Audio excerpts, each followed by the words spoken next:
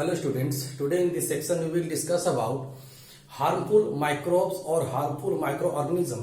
इससे पहले हम लोगों ने देखा था how microorganisms are useful for us, that means friendly microorganism। इसमें हम लोग देखेंगे harmful microorganism। सबसे पहले बात करते हैं why microorganisms are harmful for us।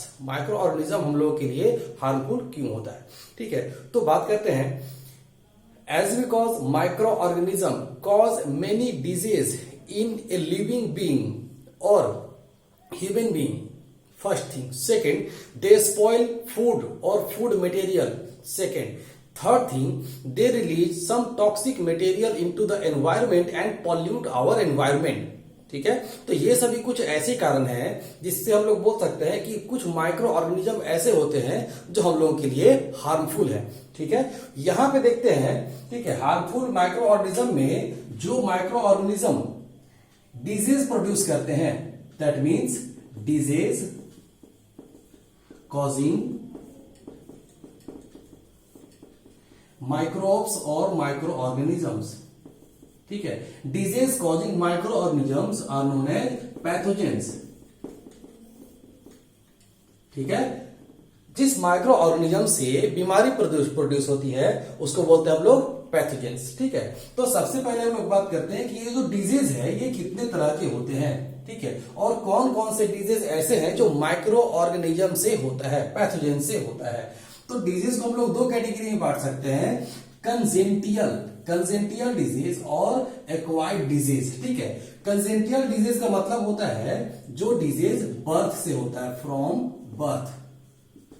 ठीक है, जन्म से ही जो डिजीज किसी ह्यूमन बीइंग के अंदर में अगर है, किसी लिविंग बीइंग के अंदर है, तो हम लोग उसको बोल देते हैं कंजेंटियल। ठीक है, जैसे ये जनरली क्या होता है, जेनेटिक, ये ज्यादातर जेनेटिक होता है, मतलब पेरेंट से उसके ऑफ स्प्रिंग में ट्रांसफर होता है। ठीक है, पहली बात ये पेरेंट से ऑफ स्प्रिंग में ट्रांसफर होता है, और दूसरी बात they are generally incurable, generally ये ठीक नहीं होती है। ठीक है, और दूसरा है एक्वायर्ड। एक्वायर्ड में क्या होता है, ये आफ्टर बर्थ, ये क्या होता है, बर्थ के बाद, जन्म के बाद जब किसी ह्यूमन बीइंग या किसी एनिमल के बॉडी के अंदर में ये बीमारी होती है, डिजीज होते हैं, उसको हम लोग बोल देते हैं एक्वायर्ड। ठीक है, ये जन्म के बाद होता है, क्योरेबल हो सकता है, ये दे में भी क्योरेबल और नॉन क्योरेबल। ठीक है, तो यहां हम लोग बात करते हैं एक्वायर्ड। ठीक है, तो एक्वायर्ड में हमारे पास देखिए दिया हुआ है इन्फेक्टियस। एक्वायर्ड को दो कैटेगरी में बांट सकते हैं, इन्फेक्टियस और या फिर तो कम्युनिकेबल या फिर तो नॉन इन्फेक्टियस या नॉन कम्युनिकेबल। इन्फेक्टियस या कम्युनिकेबल का मतलब सिंपली यहां पे नाम दिया हुआ है, ये किसी सिक पर्सन से, ये सिक पर्सन से हेल्दी पर्सन में, सिक पर्सन से हेल्दी पर्सन में ये ट्रांसफर होता है, कम्युनिकेट होता है। ठीक है, इसका ट्रांसमिशन एक सिक पर्सन से हेल्दी पर्सन में ट्रांसफर हो सकता है। ठीक है, तो इसको हम लोग बोलते हैं इन्फेक्टियस या कम्युनिकेबल। ठीक है, और ये किसकी मदद से होता है, ये होता है पैथोजेंस की मदद से, ये होता है पैथोजेंस की मदद से। ठीक है, और नॉन कम्युनिकेबल ऐसे डिजीज है, ठीक है, नॉन कम्युनिकेबल या नॉन इन्फेक्टियस ऐसे डिजीज है जो एक हेल्दी पर्सन से दूसरे हेल्दी पर्सन में ट्रांसफर नहीं होता है। जैसे इसमें अगर कुछ एग्जांपल देते हैं, यहां जैसे डेफिशिएंसी डिजीज। डेफिशिएंसी डिजीज आप लोगों को मालूम होगा, जब किसी खास तरह के न्यूट्रिशन की कमी से कोई बीमारी होती है उसको हम लोग बोलते हैं डेफिशिएंसी डिजीज। एग्जांपल के लिए अगर हम लोग ले लेते हैं नाइट ब्लाइंडनेस, ठीक है, तो ये क्या है, एक डेफिशिएंसी डिजीज है due to the deficiency of vitamin A. तो इस तरह से डेफिशिएंसी डिजीज क्या हो गया, ये एक पर्सन से दूसरे पर्सन में नहीं फैलेगा।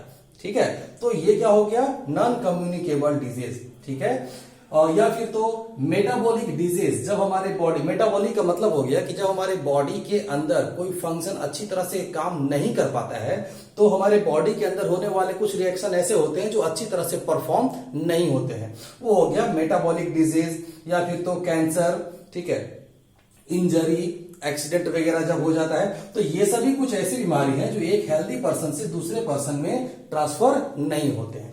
और यहां पे अगर कम्युनिकेबल डिजीज में देखें तो कम्युनिकेबल डिजीज को भी एक सिक पर्सन से दूसरे हेल्दी पर्सन में ट्रांसफर दो तरीके से देखिए हो सकता है। एक होता है डायरेक्ट ट्रांसमिशन, ठीक है, जिसको हम लोग बोलते हैं कॉन्टेजियस। ठीक है। और दूसरा indirect transmission, that is called non contagious. Direct transmission का मतलब हो गया कि जब कोई भी बीमारी, when any disease is directly being transferred to any healthy person, जब एक सिक पर्सन से हेल्दी पर्सन में डायरेक्ट, जैसे फिजिकल कांटेक्ट, ठीक है, जब कोई एक हेल्दी पर्सन किसी सिक पर्सन से फिजिकली कांटेक्ट आता है, या फिर तो सिक पर्सन को लगाया गया इंजेक्शन किसी हेल्दी पर्सन को दे दिया जाए, तो इस तरह की बीमारी, इस तरह से जो ट्रांसफर होता है डिजीज, उसको बोलते हैं कंटेजियस, ठीक है। और अगर नॉन कंटेजियस का बात करें, नॉन कंटेजियस का मतलब इनडायरेक्ट। इनडायरेक्ट में क्या होता है कि बीमारी जो है या पैथोजेंस जो है एक सिक पर्सन से दूसरे हेल्दी पर्सन में डायरेक्ट ट्रांसफर नहीं होता है, ठीक है। ये या तो एयर, वाटर, या फिर तो किसी पैथोजेंस, या फिर तो कैरियर, ठीक है। अब ये कैरियर क्या होता है कि याद रहे कि एक सिक पर्सन से हेल्दी पर्सन में पैथोजेंस को ले जाने वाला जो होता है उसको बोलते हैं कैरियर। जैसे एग्जांपल के लिए मॉस्किटो, फीमेल एनाफिलीज मॉस्किटो, ये क्या करता है, प्लाज्मोडियम प्रोटोजोआ को एक सिक पर्सन से दूसरे पर्सन में ले जाता है। मलेरिया जो हम लोग बात करते हैं, मलेरिया क्या होता है, प्लाज्मोडियम प्रोटोजोआ। तो ये जो प्रोटोजोआ होता है उसको सिक पर्सन से हेल्दी पर्सन में ले जाने का काम कौन करता है, फीमेल एनाफिलीज। तो ये जो फीमेल एनाफिलीज मॉस्किटो है वो हो गया कैरियर, ठीक है। और सिक पर्सन से हेल्दी पर्सन में जब कोई कैरियर उस पैथोजेंस को लेकर के जाता है तो हम लोग उसको बोलते हैं इनडायरेक्ट ट्रांसमिशन, या फिर तो कंटेजियस, सॉरी नॉन कंटेजियस, ठीक है। तो ये हो गया कि कैसे जो है, तो हम लोग यहां पे देखते हैं कि इस तरह के डायग्राम में एक चीज हम लोगों को पता चल गया कि हम लोग पढ़ने वाले किस चीज को, हम लोग यहाँ पे बेसिकली इन्फेक्टियस या कम्युनिकेबल डिजीज के बारे में पढ़ेंगे, जो किससे होता है, पैथोजेन से होता है। और ये पैथोजेंस क्या है, harmful micro organism, okay.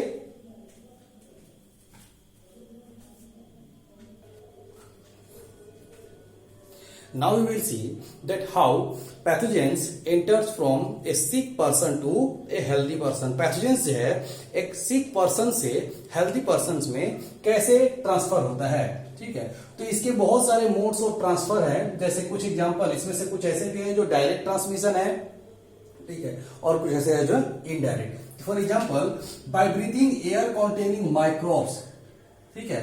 Bye breathing air containing microbes का मतलब हो गया कि when we breathe the air containing microbes, that means suppose that someone is suffering from common cold, and when such person or infected person sneeze, then the common cold microbes goes through the air, and when we breathe this air, that along with the air these microbes enters into our body, ठीक है। जब कोई common cold से infected person छींकता है, ठीक है, तो होता है क्या कि ये जो छींकने के बाद ये जो माइक्रोब्स होते हैं वो एयर में आ जाते हैं, और एयर के मदद से किसी दूसरे हेल्दी पर्सन के अंदर चले जाते हैं when a healthy person breathe, ठीक है।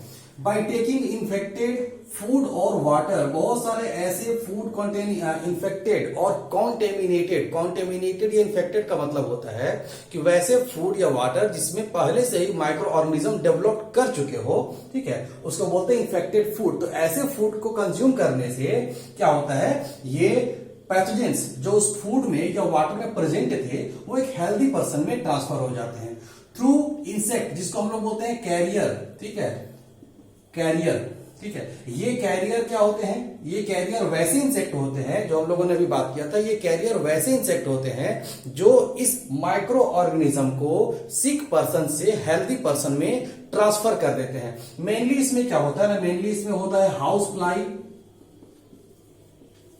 और मॉस्किटो, ठीक है। हाउस फ्लाई और मॉस्किटो जनरली क्या है, ये कैरियर है जो हम लोग जनरली देखते हैं, ठीक है। Fourth, by sharing infected injection, ठीक है। जब किसी इन्फेक्टेड पर्सन को दिया गया इंजेक्शन किसी दूसरे हेल्दी पर्सन को लगा दिया जाता है, तब क्या होता है, इन्फेक्टेड पर्सन के ब्लड में जो माइक्रोब्स रहते हैं, ठीक है, जो पैरासाइट्स होते हैं, पैथोजेंस होते हैं, वो हेल्दी पर्सन में भी ट्रांसफर हो जाते हैं, ठीक है। Last one is that physical contact with infected person. जब हम किसी इंफेक्टेड पर्सन से फिजिकली कांटेक्ट आते हैं, ठीक है, या उसके कुछ मटेरियल को शेयर करते हैं, ठीक है, तो ऐसे कंडीशन में उस सिक पर्सन से हेल्दी पर्सन में ये पैथोजेंस ट्रांसफर हो जाते हैं और इस तरह से पैथोजेंस के साथ साथ वो डिजीज हेल्दी पर्सन में ट्रांसफर हो जाता है। Now on the basis of these condition we will see that how to prevent the spread of disease. Disease spread को कैसे हम लोग रोक सकते हैं? तो सबसे पहले अगर बात करें बाय एयर कंटेनिंग माइक्रोब्स, ठीक है, तो क्या होगा? Suppose that a person is suffering from common cold, when such type of person sneeze then he should cover his nose with any cloth और हैंडकरचीफ। जब कॉमन कोल्ड से परेशान कोई आदमी, कॉमन कोल्ड से इंफेक्टेड कोई आदमी अगर छींकता है तो उसको क्या करना चाहिए?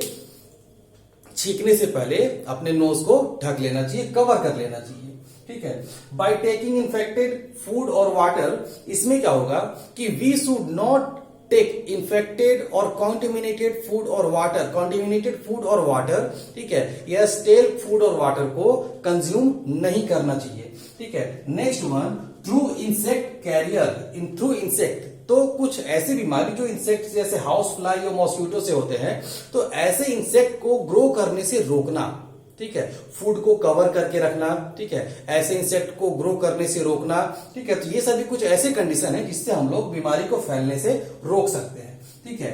बाय शेयरिंग इन्फेक्टेड इंजेक्शन, ठीक है, to prevent this type of disease we should always be careful to dispose the syringe। एक बार सिरिंज जब यूज हो चुका हो, ठीक है, किसी इंफेक्टेड पर्सन के लिए, तो उसको डिस्पोज कर देना चाहिए, ठीक है।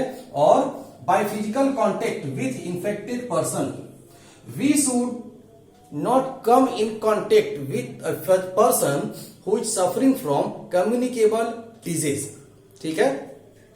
तो ये सब कुछ एग्जाम्पल हो गया that how to prevent a disease. Now we will see that some disease, how house fly spread disease और मॉस्किटो स्प्रेड डिजीज। तो अगर हाउस फ्लाई के बारे में बात करें, ठीक है, nothing that house fly, when a house fly sit on A garbage और एनी वेस्ट मटेरियल, जब एक हाउस फ्लाई गार्बेज और वेस्ट मटेरियल पे बैठती है, then the pathogens present on the waste material stick to the legs of the house fly। जब pathogens waste material में जो पैथोजेंस होते हैं वो हाउस फ्लाई के लेग में स्टिक चिपक जाते हैं, and these house fly comes and sit in the food material that is kept uncovered, ठीक है, बिना कवर किए हुए फूड मटेरियल में जाकर के वो बैठ जाते हैं और उसके साथ साथ जो है उसके लेग में, उसके पैर में जो पैथोजेंस चिपके हुए रहते हैं वो क्या होते हैं? फूड मटेरियल में चिपक जाते हैं। और इस तरह से ये जो पैथोजेंस हैं ये एक वेस्ट मटेरियल से, ठीक है, एक गार्बेज से कहां चला गया? फूड मटेरियल में। And when a healthy person consume that type of food, those pathogens goes inside their body and spread disease, ठीक है। Now next about mosquito, how mosquito spread disease. तो मॉस्किटो डिजीज कैसे spread करता है, ठीक है। When mosquito bite any malaria infected person, then what happened? The plasmodium virus present in the infected person comes into the mosquito, ठीक है। जब ये मॉस्किटो किसी मलेरिया से इंफेक्टेड पर्सन को काटती है तो उसके ब्लड में जो प्लाज्मोडियम पैरासाइट है, पैरासाइट इसीलिए बोलते हैं प्लाज्मोडियम को क्योंकि ये प्लाज्मोडियम किसी लिविंग बीइंग के अंदर ही ग्रो करेंगी, ठीक है। तो ये प्लाज्मोडियम पैरासाइट जो है इसके ब्लड में आ जाता है, इसके सलाइवा में आ जाता है, and when this mosquito, this infected mosquito bytes N healthy person, ठीक है। तो जब ये किसी हेल्दी पर्सन को बाइट करती है तो क्या होता है कि ये जो प्लाज्मोडियम पैरासाइट है जो इसके सलाइवा में है, ये उसके सलाइवा के मदद से कहां चला जाता है? हेल्दी पर्सन के ब्लड में, ठीक है। और ये उसके साथ साथ सलाइवा के साथ साथ क्या होता है? ये पैथोजेन सब उसके अंदर चला जाता है, तो ये मलेरिया उसके अंदर भी प्रोड्यूस हो जाता है। तो इस तरह से हाउस फ्लाई और मॉस्किटो डिजीज को स्प्रेड करते हैं। How to protect our self from the disease spreading from house fly और मॉस्किटो। तो कैसे हम लोग उसको रोक सकते हैं? We should stop the growth of house fly और मॉस्किटो, फर्स्ट थिंग, ठीक है। Second, we should keep the food material covered, clear. तो ये सभी कुछ ऐसे कंडीशन है जिससे फूड मटेरियल को कवर करके या फिर तो ऐसे कैरियर के ग्रोथ को रोक करके हम लोग बीमारी को रोक सकते हैं, ठीक है।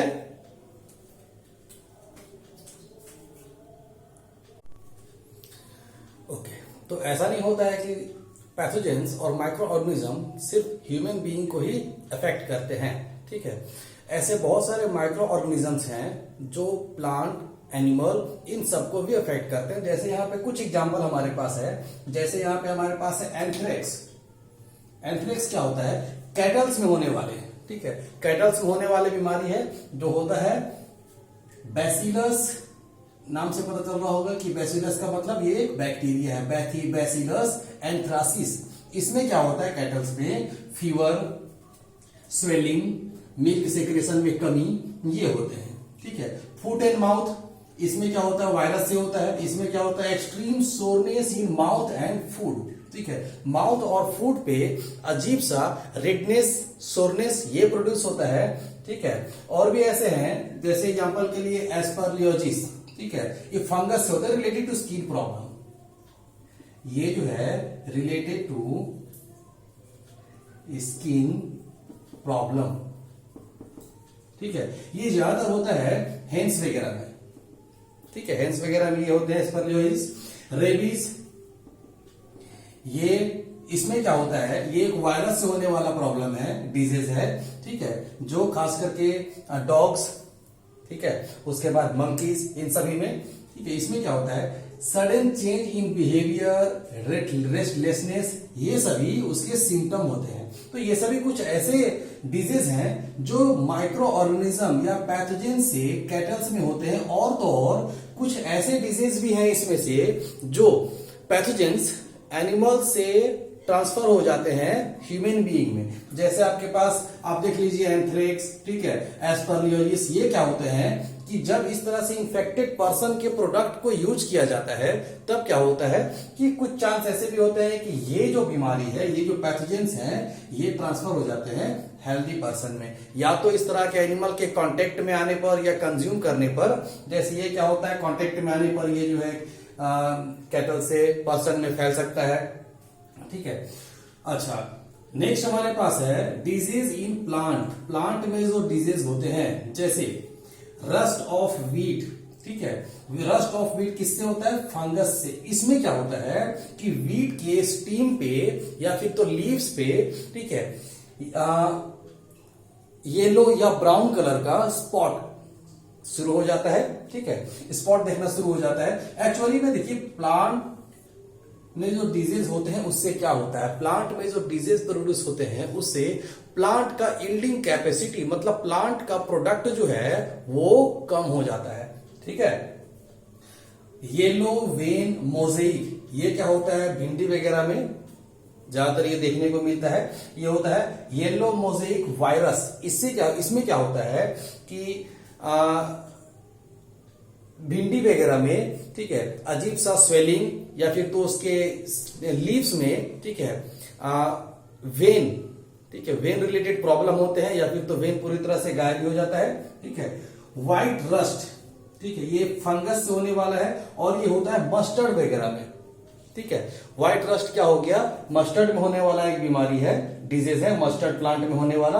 तो ये सभी कुछ ऐसे एग्जांपल हो गए जिससे ये पता चलता है कि ये जो पैथोजेंस हैं ये सिर्फ और सिर्फ ह्यूमन बीइंग में नहीं, ये एनिमल और प्लांट सब में जो है इन्फेक्टेड होता है, ठीक है। तो ये जो है